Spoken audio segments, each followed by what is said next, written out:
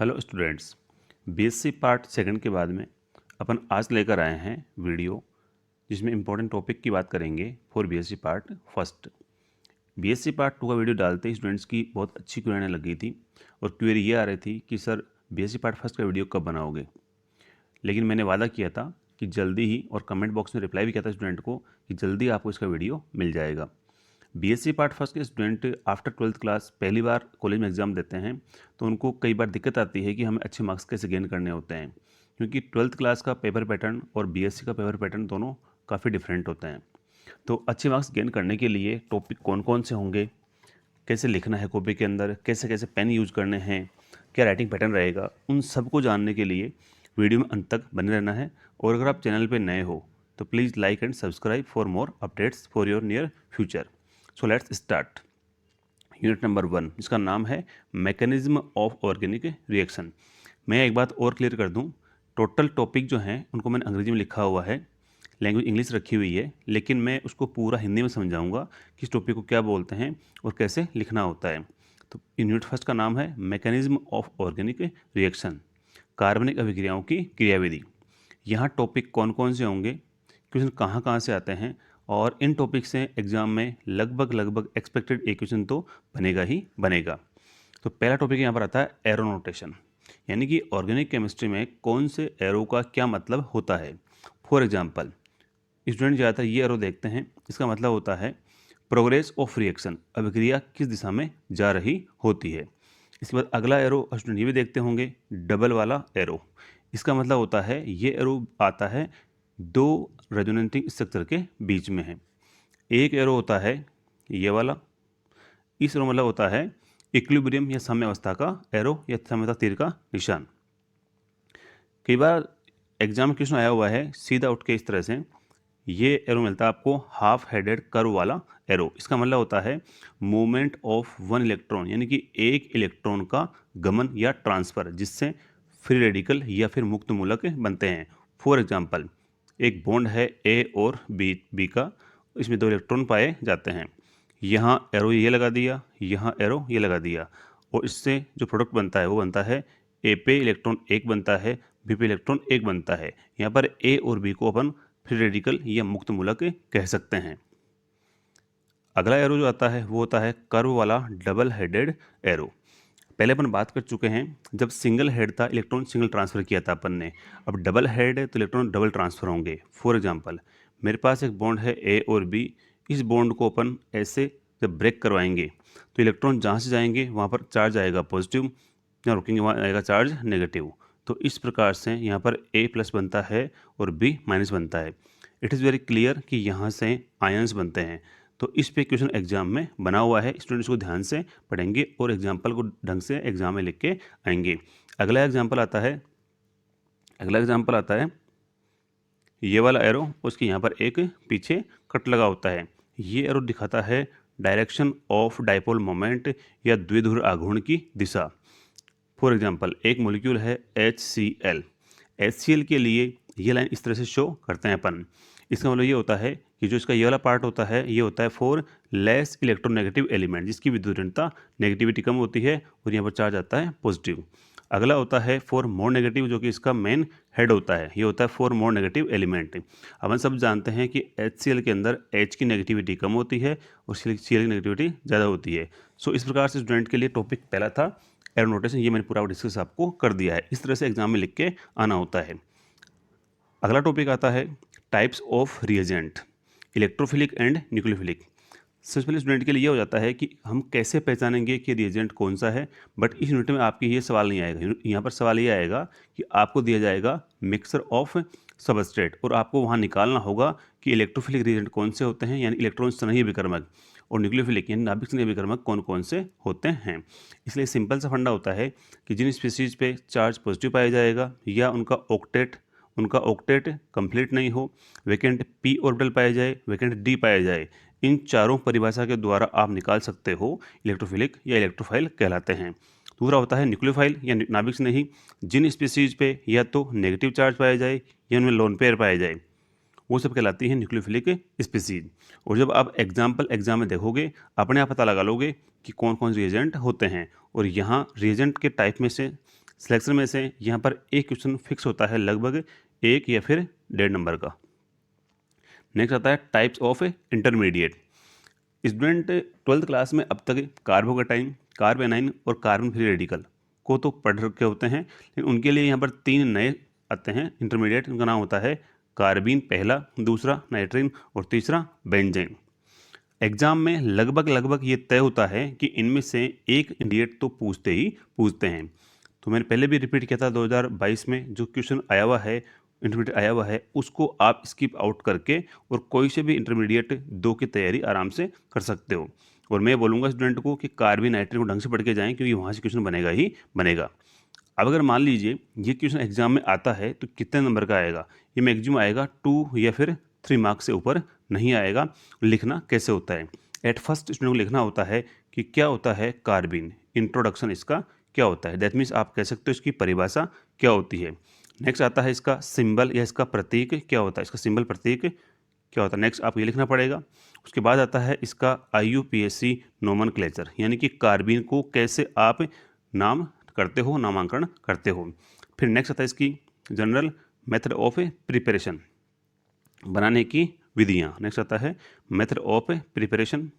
उसके बाद आता है कार्बिन की टाइप्स। कार्बिन 2 प्रकार की होती है, एक सिंगलेट और एक ट्रिपलेट, और लास्ट में इसकी केमिकल रिएक्शन और इसकी मैकेनिज्म। अगर इस प्रकार से अपन लिख के आते हैं तो अपन आराम से 2 आउट ऑफ 2 या 3 आउट ऑफ 3 मार्क्स गेन कर सकते हैं। और इस यूनिट में नेक्स्ट और लास्ट टॉपिक जो इम्पोर्टेंट है वो आता है methods of determination of reaction mechanism, यानी कि अभिक्रिया क्रियाविधि को निर्धारण करने के लिए कौन कौन से टॉपिक इम्पोर्टेंट होते हैं। इसमें टॉपिक तो 5-6 होते हैं, बट मैंने यहाँ पर टॉपिक 2 के नाम लिखे हुए हैं, प्रोडक्ट एनालिसिस और आइसोटोपिक इफेक्ट। इन दोनों से लगभग प्रपोज क्वेश्चन एग्जाम में हमेशा बनता ही बनता है।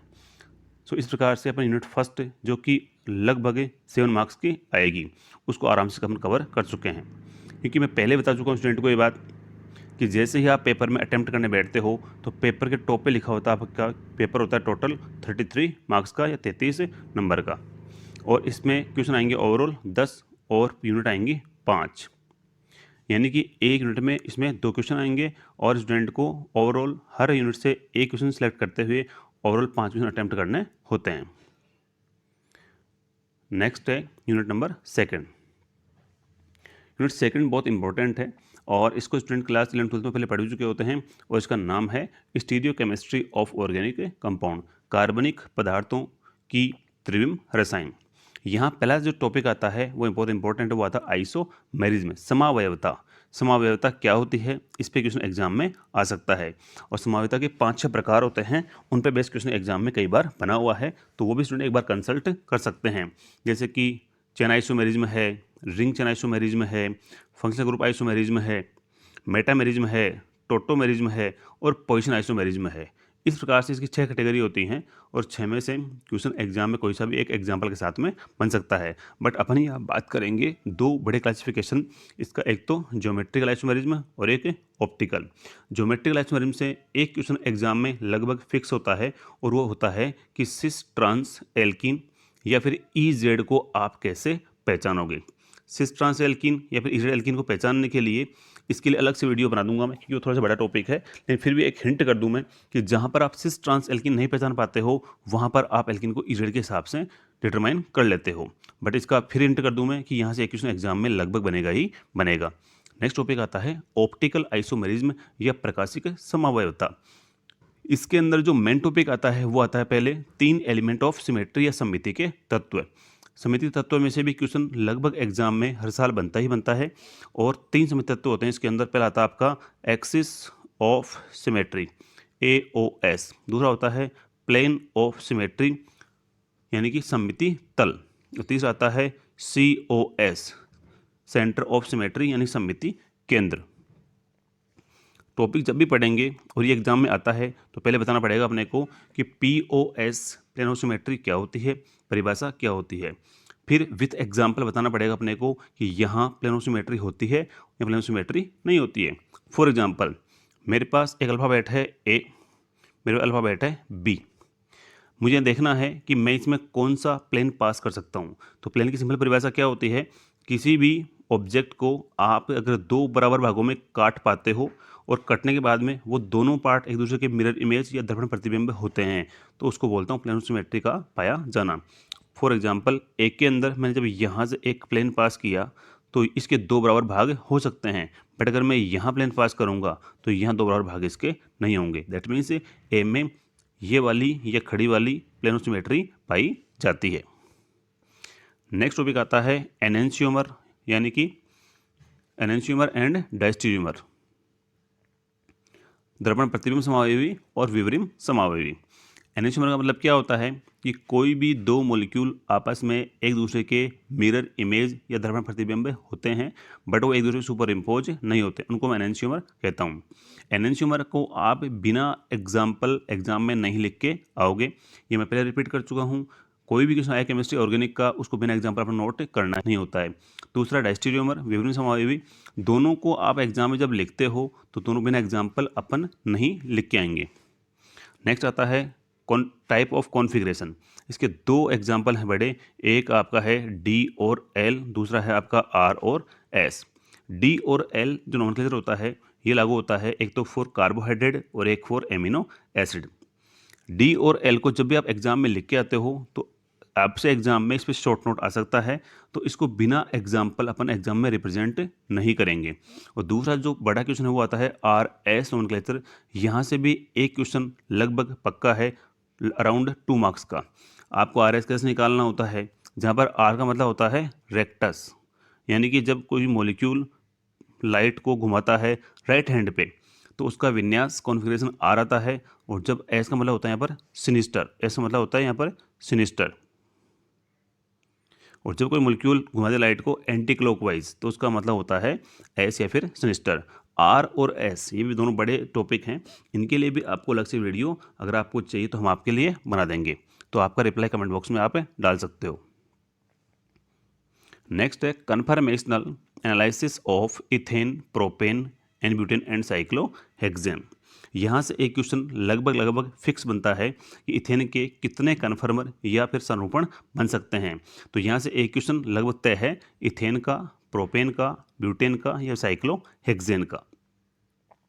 साइक्लोहेक्सेन का एक फेमस बनता है, इसके दो बनते कन्फर्मर, एक बनता है आपका बॉट फॉर्म, एक बनता है आपका चेयर फॉर्म। तो यहाँ से भी क्वेश्चन एग्जाम में आता है। और एक हिंट स्टूडेंट के लिए हो सकता है कि जिसका कन्फर्मेशन 2022 में या 22 में आया हुआ है वो इसको स्किप आउट करके और कोई दो की तैयारी कर सकता है, यानी उनके लिए एक हिंट हो सकता है।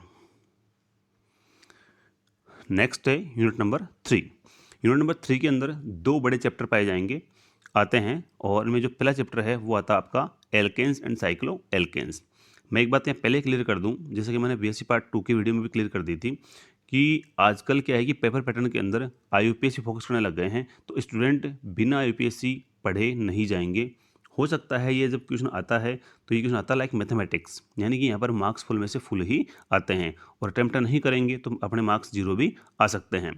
नंबर 2, एल्केन और साइक्लो एल्केन में बहुत सारी सिमिलरिटीज होती हैं, तो आप एक एल्केन को ढंग से पढ़ लें ताकि अगला आपको साइक्लो एल्केन आराम से याद हो सकता है। तो यहाँ पर पहला सवाल जो आता है वो आता है on Wurtz reaction. Wurtz reaction एक तरह से एल्केन बनाने की विधि होती है। वुड्स रिएक्शन में क्या होता है, कैसे होती है, कौन कौन सी मैकेनिज्म होती है और कितनी टाइप होती हैं। मान लो सिमेट्रिकल है, ये अनसिमेट्रिकल है, तो जब भी वुड्स रिएक्शन का क्वेश्चन एग्जाम में आता है तो इसको प्रॉपर तरीके से अपन दिखा के आएंगे, क्योंकि ये सवाल 2 मार्क्स से लेस तो कभी आएगा ही नहीं।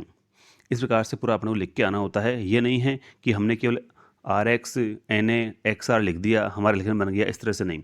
स्टूडेंट को प्रॉपर तरीके से इसकी पूरी क्रियाविधि लिख के आनी होती है ताकि अपने को अच्छे मार्क्स मिल सके। नेक्स्ट है कोल्बे रिएक्शन, कोल्बे इलेक्ट्रोलाइसिस या कोल्बे विद्युत अपघटन अभिक्रिया, इसके द्वारा भी एल्केन बनते हैं। ये दोनों वो फेमस रिएक्शन हैं एल्केन बनाने की जो लगभग एग्जाम में स्टूडेंट से पूछी जाती है। नेक्स्ट है free radical halogenation of alkanes, यानी कि जब एल्केन के ऊपर अपन अटैक कराएंगे X2 का in the presence of HNu या सनलाइट, तो इससे जो आंसर आता है वो RX या एल्किल हैलाइड बन सकता है। और ये क्वेश्चन अपने का एग्जाम में कई बार आया हुआ है कि जब हेलोजन एक्सेस में होती है तो क्या आंसर आता है, और जब एल्केन एक्सेस में हो तो क्या आंसर आता है। दोनों को ढंग से पढ़ के जाना होता है। और इस यूनिट में नेक्स्ट और लास्ट टॉपिक जो होता है वो होता है साइक्लोएल्केन के अंदर से बेयर स्ट्रेंथ थ्योरी, बेयर का तनाव का सिद्धांत। यहाँ से क्वेश्चन एग्जाम बनता ही बनता है और ये पूछता है कि यहाँ पर एक रिंग है आपकी 3 मेंबर्ड, एक रिंग है आपकी 4 मेंबर्ड, एक रिंग है आपकी 5 मेंबर्ड और एक रिंग है आपकी 6 मेंबर्ड। तो ये सवाल पूछता है कि क्यों 3 मेंबर्ड रिंग अनस्टेबल होती है, अस्थायी, और क्यों 6 मेंबर रिंग अनस्टेबल या फिर स्थायी होती है। इसका सीधा सा जवाब होता है बेयर की स्ट्रेंथ थ्योरी के अकॉर्डिंग 3 मेंबर रिंग में बहुत ज़्यादा तनाव पाया जाता है और 6 मेंबर रिंग में वो तनाव लगभग 0 हो जाता है। और इसकी कॉन्सेप्ट ये कहती है कि जिस रिंग में बेयर स्ट्रेंथ तनाव कम से कम होगा वो रिंग स्टेबल होगी और जहाँ तनाव ज़्यादा होगा वो रिंग अनस्टेबल होगी। तो इसको भी स्टूडेंट ध्यान से पढ़ के जाएंगे। नेक्स्ट इस यूनिट के अंदर दूसरा पार्ट वो है एल्कीन से, साइक्लो एल्कीन से, डाइन से और एल्काइन से। यहाँ जो पहला क्वेश्चन आता है वो आता है सेडजेफ एंड हाफमैन रूल, यानी कि ये दोनों रूल के द्वारा एल्कीन बनती है और एग्जाम में आपसे पूछ सकता है कि ये एल्कीन किस रूल से बनी हुई है। सेडजेफ मतलब होता है मोर स्टेबल एल्कीन और हाफमैन मतलब होता है लेस स्टेबल एल्कीन। तो इसको विद एग्जाम्पल स्टूडेंट नोट करके आएंगे। नेक्स्ट है इलेक्ट्रोफिलिक एडिशन ऑन एल्कीन, यानी कि यहाँ पर दो नियम लागू होते हैं, एक मार्कोनी-काफ का नियम और दूसरा होता है यहाँ पर एंटी मार्कोनी-काफ का नियम। इसको मैं लिखूंगा मैं यहाँ पर एंटी मार्कोनी-काफ का नियम, और शॉर्ट में आप इसको बोल सकते हो MKR, और एक होता है आपका AMKR, एंटी मार्कोनी-काफ का नियम। MKR के ऊपर लगभग एग्जाम में क्वेश्चन बनता है और AMKR जो है एंटी मार्कोनी-काफ रूल। AMKR के यहाँ पर दो नाम और होते हैं, एक होता है प्रोक्साइड इफेक्ट, एक होता है खरास इफेक्ट, क्योंकि ये हमेशा प्रोक्साइड की उपस्थिति में ही होता है। तो स्टूडेंट दोनों ध्यान देंगे, मार्कोनी-काफ भी और एंटी मार्कोनी-काफ को भी ध्यान से पढ़ के जाएंगे। नेक्स्ट आता है हाइड्रोबोरेशन ऑक्सीडेशन। यहाँ पर नाम से साफ साफ दिख रहा है हाइड्रोबोरेशन मीन्स हाइड्रोजन का बोरॉन का ऐड होना, फिर अगला आता है ऑक्सीडेशन, फिर उस प्रोडक्ट का ऑक्सीडेशन हो जाना। यहाँ पर सिंपल सा होता है, एल्कीन पर जब अटैक होता है BH3 का, तो यहाँ पर एक पार्ट पे जुड़ता है हाइड्रोजन और एक पार्ट जुड़ता है आपका पूरा यूनिट BH2। तो नाम पड़ा हाइड्रो और बोरेशन, एडिशन ऑफ पहले हाइड्रोजन फिर बोरोन, क्या नाम पड़ा इसका, हाइड्रोबोरेशन। और फिर जब इसकी रिएक्शन कराता हूँ मैं H2O2 से, तो इसका क्या हो जाता है, ऑक्सीडेशन। तो क्या नाम पड़ा इसका, हाइड्रोबोरेशन ऑक्सीडेशन। और कई बार अच्छे एग्जाम्स के अंदर हाइड्रोबोरेशन ऑक्सीडेशन को शॉर्ट के अंदर आजकल लिखने लग गए HBO। तो ये कहीं भी अगर आता है तो इसे कन्फ्यूज नहीं होना होता है, it's the simple abbreviation of hydroboration oxidation.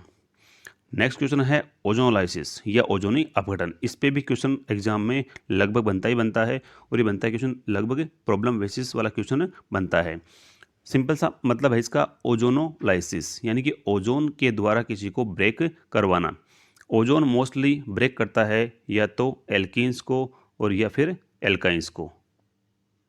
Alkene double bond और एल्काइन ट्रिपल बॉन्ड, दोनों के अंदर ओजोन बॉन्ड को ब्रेक करवा के और कंपाउंड कार्बोनिल जनरेट कर देता है। इसकी डिटेल क्लियर भी अगर आपको चाहिए तो आप अपना जो भी रिप्लाई है कमेंट बॉक्स में डाल सकते हो, ताकि इसका वीडियो अपन आगे बना सकते हैं।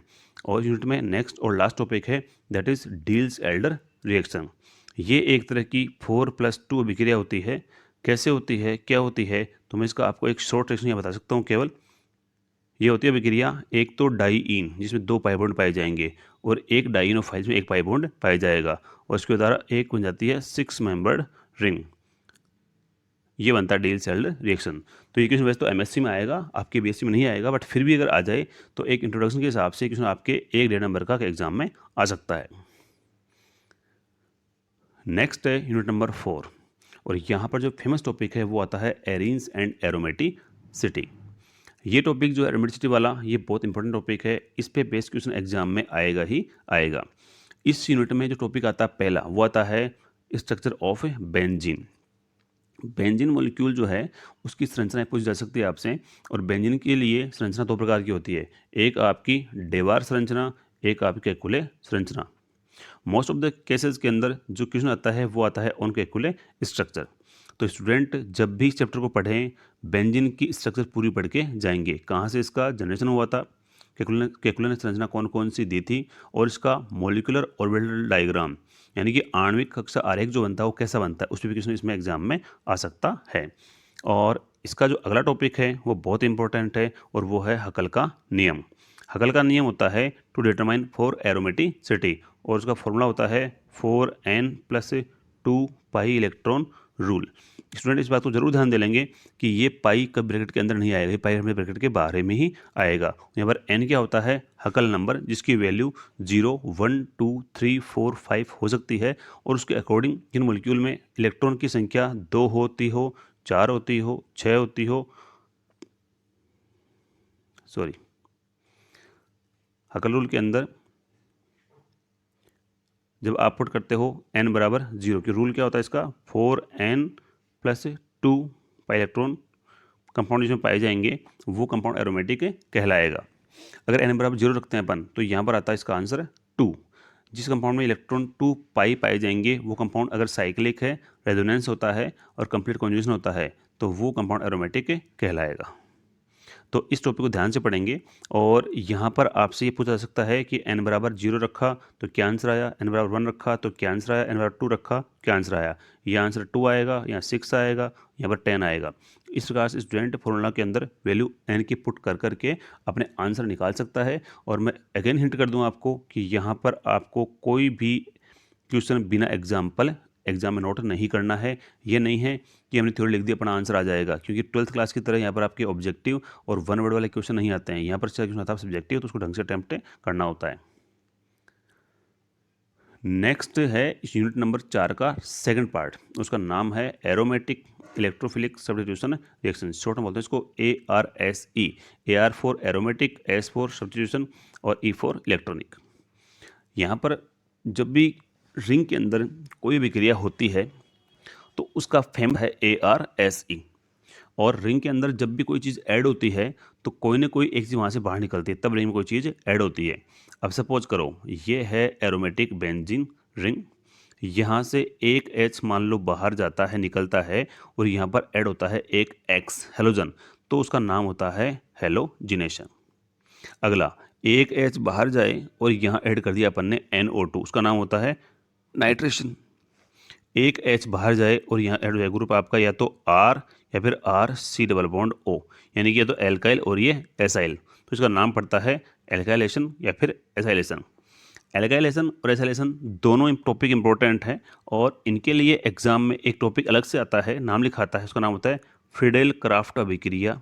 ये बहुत फेमस है, ये एग्जाम में लगभग केस में क्वेश्चन आता ही आता है।